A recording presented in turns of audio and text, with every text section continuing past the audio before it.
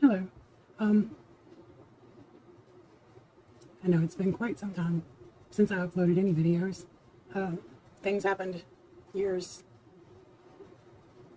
killed the mood, I guess. I don't think anybody really felt like great for the past couple of years. But yeah, it really did me in. And I didn't feel like doing any clay work for that whole time. But I feel like I'm getting it back. I am in the mood to try to enjoy clay work again, and hopefully maybe not so much teach as just vlog and inspire, hopefully. I don't know. Anyway, I'm gonna show you how to do, or how I cover the nesting tins, stash cans, trinket boxes, pill boxes, whatever you want to call it. And they turned out really neat. Excuse me, they're like this, the first one, and then I have a lid that unscrews and a slightly smaller tin inside, and then another. And I know I've got a lapel mic not hooked to my shirt. It's gonna be a lot easier with that. And then another smaller one inside of it. And it doesn't take much clay, it doesn't take much cane, and it doesn't take too much effort. And they're really very cute, really nifty little cans that stack, nest. So I'm going to show you how to do that. I hope you enjoy it. Okay, so first here I'm going to show you the tins that I have that I'm going to cover. I've already covered several of them. I got them from Amazon, and I think they're really neat. They, like I said before, they're nesting tins. There's 3 to a set. They have them in this silver. Also, they have them in a gold finish, but I didn't show those off. I've actually covered a few of them as well, but I didn't feature them in this video. As you see, you can make the design out of one cane be different slightly on each lid, and it still goes together so well. So just let's get into figuring out how to do it. So I made this cane the other night. I did from a tutorial from Clay Zoo on YouTube. And it was supposed to be like a paradox cane, but like with a checkerboard pattern. And I thought it looked really neat. They had done it with blue and yellow, and it looked really good. But I I decided I wanted to try it black and white, and I didn't really like the way it turned out. But I think it'll look okay, you know. And when you multiply the image to put it on here, I think it'll be fine. And I was fairly pleased with the outcome in the end. So here I'm just, I got the Lucy Clay Slicer, big guillotine thing, and making 9 evenly sliced pieces of the cane. My favorite trick about how to get them even is that on the little nut that's on there that turns as you turn the wheel, I put 1 through 6, and so that way you can keep up with where you're at. You can count them out. And so with this, I was doing 4 turns per slice, and it really does help a lot to have them come out evenly that way. So here I'm just piecing it all together. And you really just, it's simple. You just piece them together and try to push them into each other. um, I try really hard to not distort them when I pull them off of the slicer, and as I'm slicing them and everything, I try my best to keep a good sharp edge, although it's not always super easy to do, especially because this clay was pretty soft and it was kind of warm in there. So um, you just do your best. you just you have to work with it. Everybody knows that works with clay very much. You know, you have to really work with the clay, and but it was pretty it was pretty good. It wasn't too finicky. And so I got these deli sheets. That's what I've called them anyway. I got them off of Amazon as well. They're service poly, sorry, service poly, interfolded. It's I'll put it up there where you can see it, um, and I'll try to find a link for them. It's been years since I ordered them, so I don't even know if they still have those or that brand or anything. But they are really great for working with this stuff and just having a good surface. I got that stainless steel soap off of Amazon as well.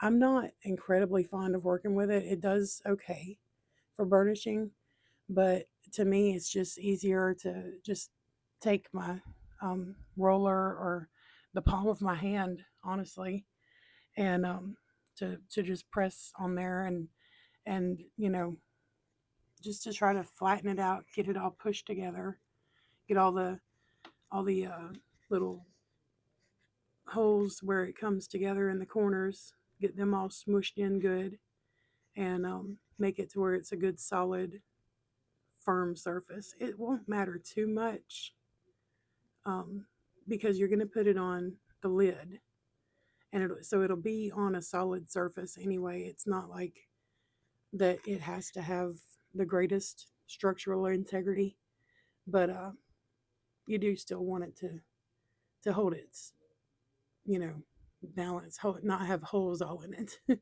So um, the lids have this little like what is it, a sort of styrofoam um, buffer in there. So I just plucked that out with my needle tool and then really just eyeball it. I don't use any kind of adhesive. It might make it easier because then you could slide it around on there, but I kind of don't care for using it if I don't have to because, it's just, well, I've messed up too many times where that I would put the adhesive on a tin like that, and then when it didn't get on there right or whatever, I'd try to peel it off, and it would really stick to it. So I find this easier for myself, and then just make sure that the the sides of it are going to go down enough. I stretched it a little bit. It was structurally sound enough for me to be able to do that.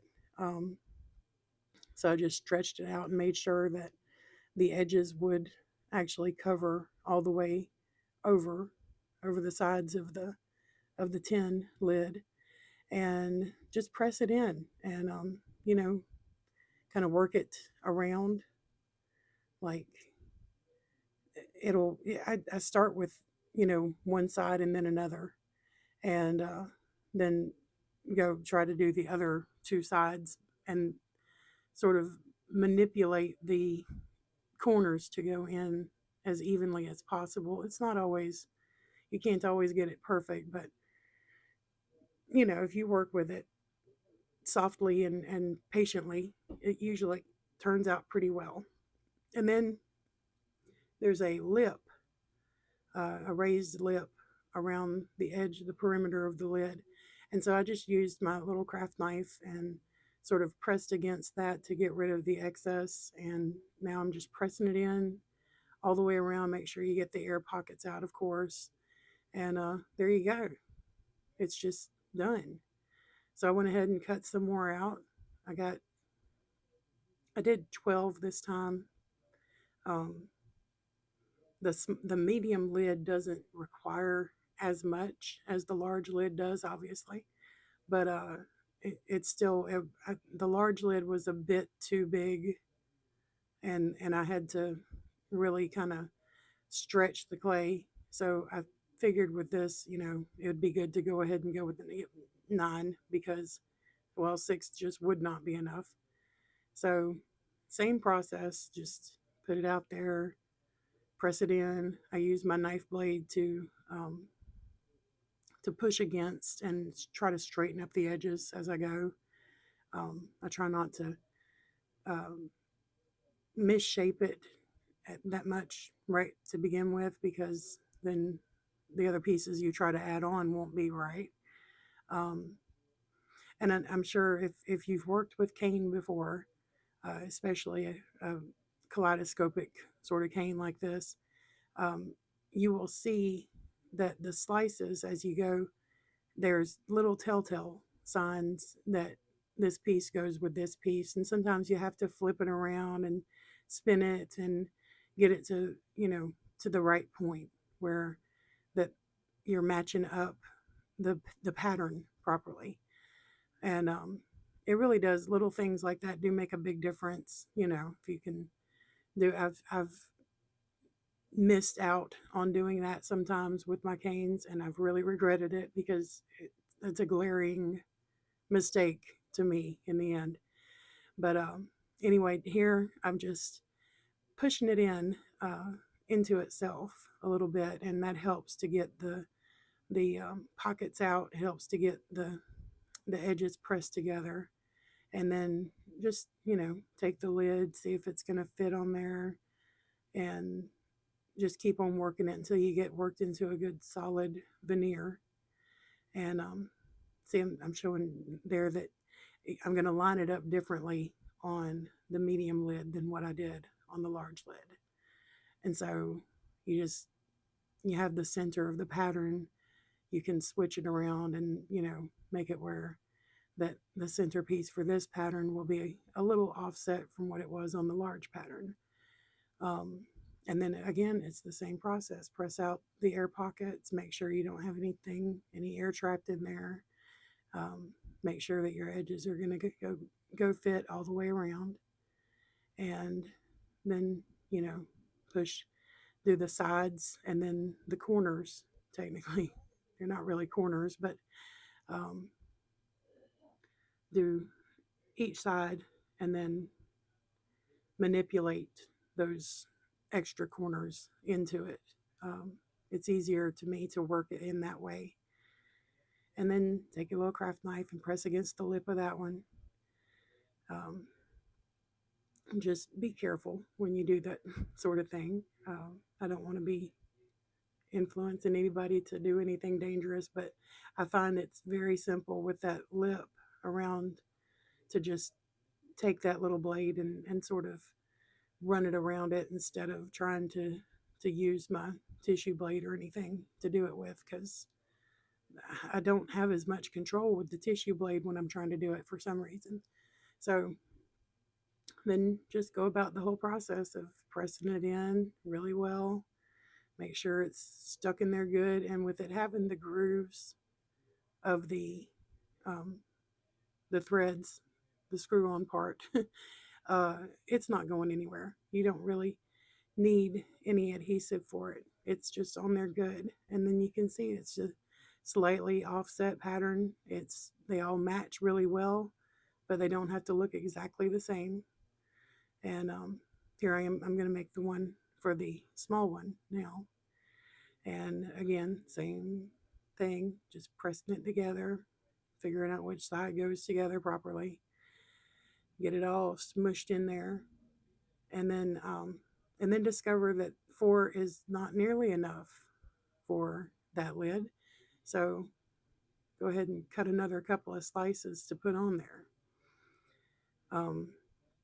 Sometimes you have to do that. So I'm going to do that here. And again, it's still, even if you make mistakes like that and, have to waste a little bit of extra, you know, it all ends up working out. And there's, with polymer clay, the thing that I love about it is that there's never actually any waste. You just do different things with it.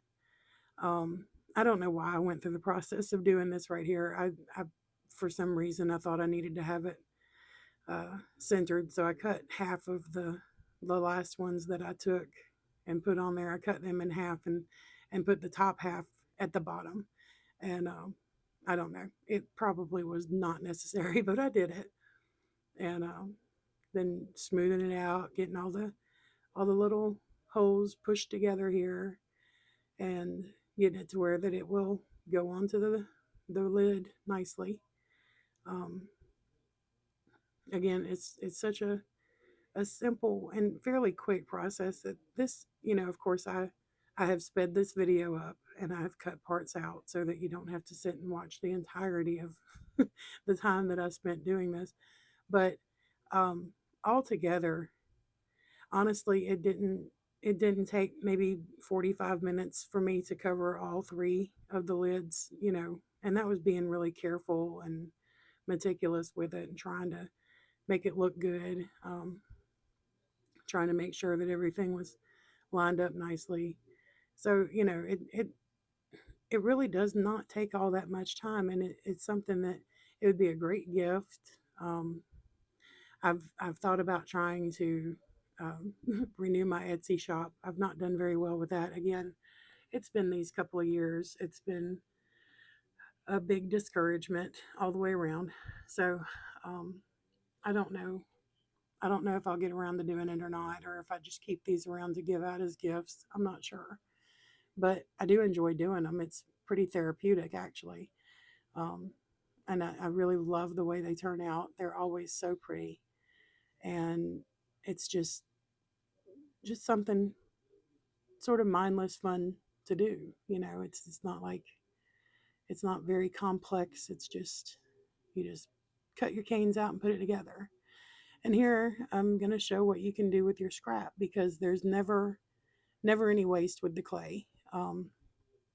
It's a lot of compressing and rolling it out. And with this, I'm rolling it just in one direction instead of, you know, instead of going back and forth. I roll it one way and then bring it back to roll it that same way again, and it ends up producing a swirl, like a swirl effect instead of just a spiral around it.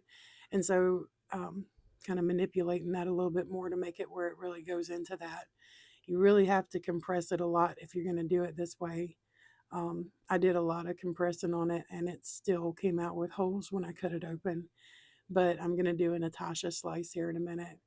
And I love the way it turned out. But really, if you're going to try that, you really, really need to press it and get all of the air pockets out, because it's so disappointing. Um, if you get a really neat looking pattern, but it's got holes in it.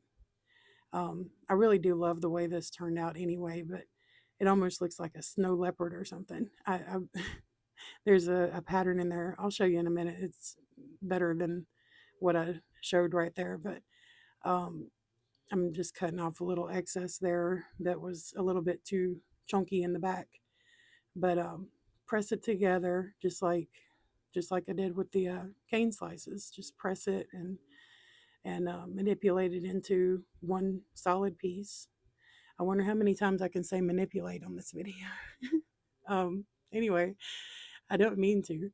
Uh, but that's a good word for it. You just push it into place, and you know that's manipulation. So anyway, just press it together really well, get it all smooshed in, and make sure that it's a solid piece all together. Press it together with the blade again, and then you know, like I said, you just have to really work with it, and it's fidgety, but isn't that pretty? I love the way it turned out. It's so it's just neat. Anyway, I hope you enjoyed this video, and I'm gonna try to do more. I'm gonna try to do the actual live video of the tie-dyed cane.